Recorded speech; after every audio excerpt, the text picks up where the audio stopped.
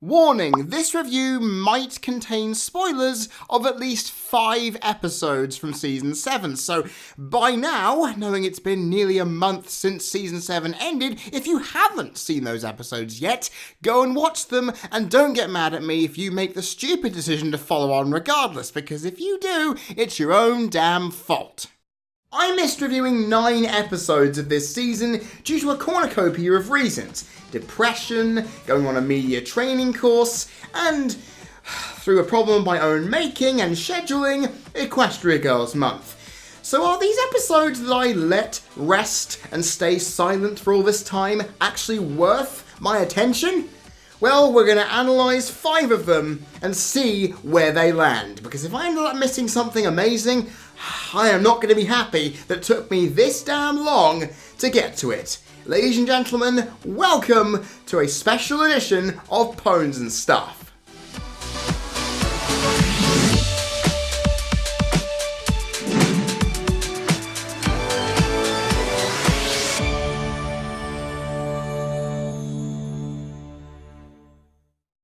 These episodes on synopsis alone look to have the potential to surprise me. I mean, we had characters involved that I exactly know how they're going to play out and deliver something fun, but there are other characters we've not seen before who have a very good, tantalising unknown prospect to them. It could be good things to see.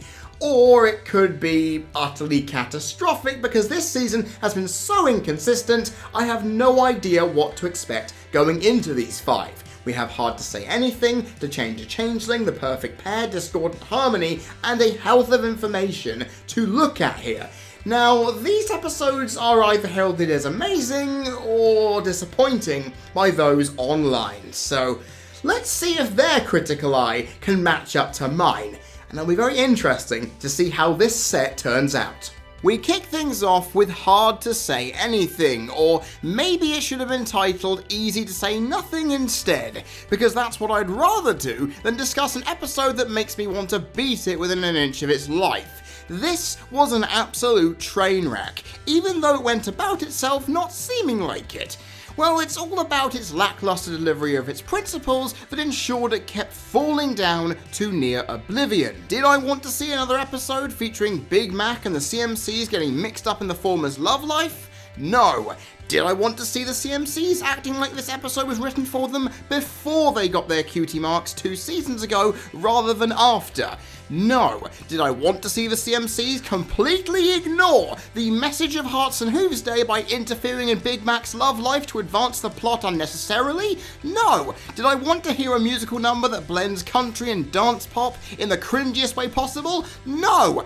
Did I want to see an episode that had so little substance that nearly went 10 minutes of it were dedicated to a musical number and one plan that went wrong?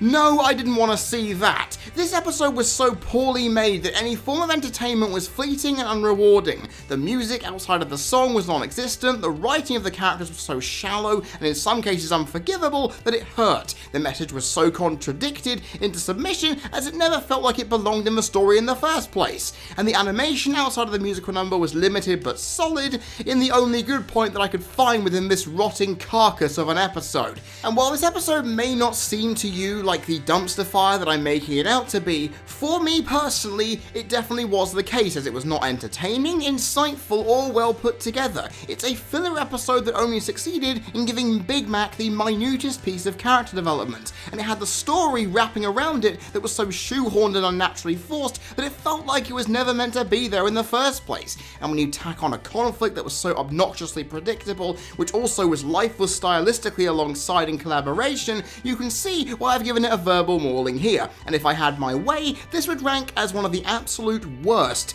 that this show has ever done. It was so close to being so, but just like The Best Night Ever, the musical number ensured the animation and audio quality enabled it to not get the rating that I wanted. But still, it rears up the queue as the worst episode of this season, and if you don't think so, you have all the right to fight me in the comments section. Overall, Hard to Say Anything scored a total of 3 out of 25, which is an E. Not the best start to this little collection, is it? Discordant harmony now rears its head, and much like It's Not the Main Thing About You, an extremely trivial and tedious plot is attempted to be disguised by character performances and a good moral to try and get past my critical eye. Well, unlike the latter episode, it manages to actually work, albeit with worse execution on the story front in totality. Fluttershy and Discord surprised with character growth and depth that has been developed well over time, coming out in the open as the usually fun visual jiggery pokery that the Lord of Chaos comes through with, enabled me to have a smile on my face as it always seems to do. Now, while that sounds good, the episode seemingly survived on those elements alongside a moral that felt shoehorned at first, but redeemed itself with a strong final act about appreciating differences and having friends that challenge the perception of normality. However, the episode does feel surprisingly limp despite the efforts it took to push itself through those crippling problems. It actually does come through as a somewhat decent functioning episode. However, the weight of Discord and Fluttershy's relationship can only take it so far, as it seemingly existed for just that purpose alone and felt like filler more than fantastic viewing. It did have its moments, but didn't have a lot of room for movement or improvement on the solid yet unspectacular offering that we got. Then again, this is what you get when you base a premise of an episode on a tea party. Way to pander to the target demographic for the first time since season 1. At least this was more fun than Look Before You Sleep, and I can guarantee that. Overall, Discordant Harmony scored a total of 9 out of 25, which is a D+. I mean, that's an improvement on Hard to Say Anything, but you know, I would have expected a little more considering the characters we had at the forefront.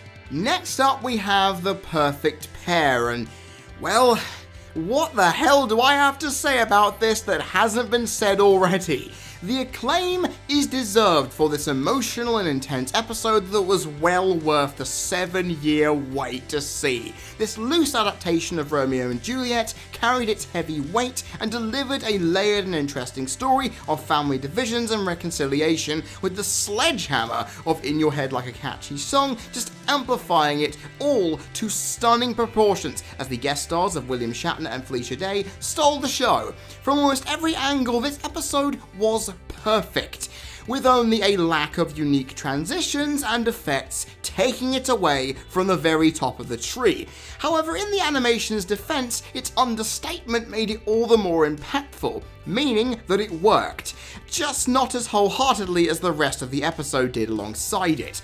Without question though, this is the best of the season, even though A Royal Problem ran it close for its money. In no certain terms, if you haven't seen this one, what the blue hell are you waiting for? I don't need to talk about it really, because you do actually know how good this is, and if you don't, well, you're going to have to see why I'm so positive about it. I've watched this show from top to bottom and never felt as close to the characters or their plight before, and while it was comprehensively on the nose, it delivered on its emotional premise and created an episode for the ages that, for me, has only been beaten by one to date in terms of ranking. So if you're not giving your time to what is at this time of recording the second best episode of the show that I have seen, it's your own fault for denying yourself a jar of that sweet, feels-inducing jam that this one gave to you.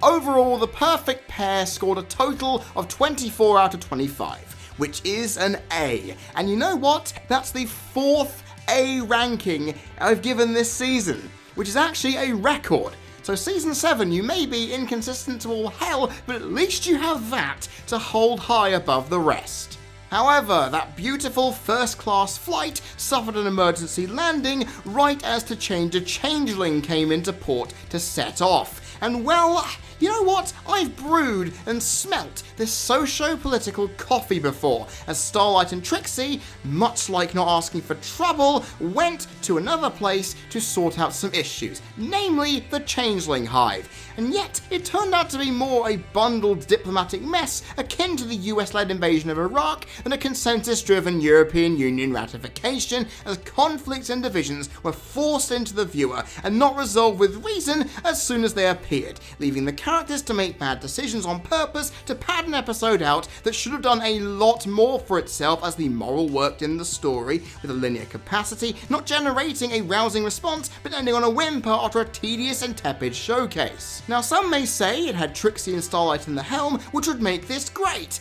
However, it couldn't make up its mind that if it wanted to be an all-bottled-up style comedic run, or be like Not Asking for Trouble or Triple Threat, in taking itself quite seriously. And while I appreciated Trixie's great and powerful humour, it was the lone respite outside of passionate voice acting and the story's socio-political undertones and emotive one versus all theme that ensured that it wasn't a total waste, as the animation and music, despite showing small glimpses of quality, floundered around it. This episode followed similar patterns to those two already mentioned prior episodes, sending characters to that of their friends to sort out societal and political issues, and while those issues had the potential to be delivered with more impact and weight, it got crushed under its indecision, leading to a poor showing that hurt much more than it looked on the outset. It's not the worst of the season, but it joins many of its brethren by gaining the same rating among them. Overall, To Change a Changeling scored a total of 6 out of 25, which is a D-. And yes, I've had to give this rating out a lot this season. I am just hoping the last episode of this set does not follow suit.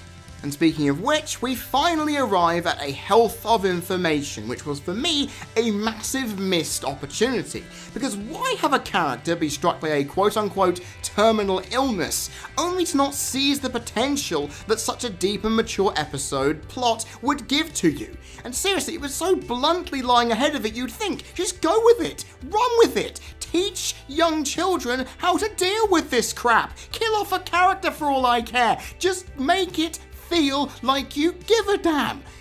Unfortunately, its premise was fleetingly used to explore a new area and not carry any emotional baggage with it, which is absolutely ridiculous. Now, I'm guessing this is what Fluttershy episodes this season have become. Exercises just to show her personality growth and nothing else. Just look at Discordant Harmony if you want any indication of that. This episode, though, did hold an aura of tension and dread on a casual viewing, as the threat of losing Sakura did hang over it, which was quite fun to watch. But on a second viewing, though, this is lost as the episode trivialized itself, leaving little in its wake, despite effort to salvage it being noted. The story had enough continuity, world building, and lore to give it some substance, but it was lacking in every other aspect. The writing saw the characters showcase their roles, but fleeting little as the voice acting pulled the cart along. The animation saw variance in location, character design, and enough effects to get it by, but it needed more punch. The message, while a nice lesson and a good character revelation for Fluttershy, didn't have enough depth to seem powerful enough for what it needed to be. And finally, the music was varied enough, but lacking in the assertiveness of the new Shy Animal Horse to make itself look better than it did. At the end of the day, we are left with an episode which had elements to be a million times better than it was, but was content with just sitting back on its little efforts, leaving behind a score that is by no means terrible, but it compounds Fluttershy's misery in what has been her worst season in terms of character-driven episodes across this show's run thus far. Overall, A Health of Information scored a total of 9 out of 25, which is a D+. In closing, this is a tasting menu that I'm not going to be remembering in a hurry for the right reasons, in spite of the fact there was one standout dish on its plate. Now that, the perfect pair, was just as sweet and brilliant as it could be. The rest, though, I'm happy I missed them, because even though I've reviewed episodes that are on even level to them in terms of ratings, it was not fun going back to watch a collection of poor experiences. And I'd probably rate this restaurant, if I was in it, a low 1.5 out of 5, because seriously, there wasn't that much to see out of the ones I saw here today, except for the perfect pair, which I again reiterate, if you haven't seen it, go out of your way to do so, it's well worth the experience. The thing is, though, what the hell's going to happen with Once Upon a Zeppelin, Secrets and Pies, Uncommon Bond, and Marks and Recreation? Those 4 are still to come next week. And if they're on the same level as the 4 that were really bad here, I do not know what I'm going to be expecting. I mean, if they are as bad, Jesus, I may have an aneurysm, but at least it proves my point that this season really is inconsistent. How the blue hell can it have 4 A-ranked episodes and have so many that are completely the opposite? It doesn't make any sense. And on that note, you're going to have to wait until next Friday to see how those latter 4 really do play up. And let's hope it's better, because if not, I would think that this video escapade is going to be a waste of mine and your time. Then again, you come to this channel to watch me analyse Pones, so maybe it isn't. We'll just have to wait and see. I have been Freddie Thomas, you've been people watching. This has been a special missed episodes edition of Pones and Stuff for the CC Network. And I will see you all next time.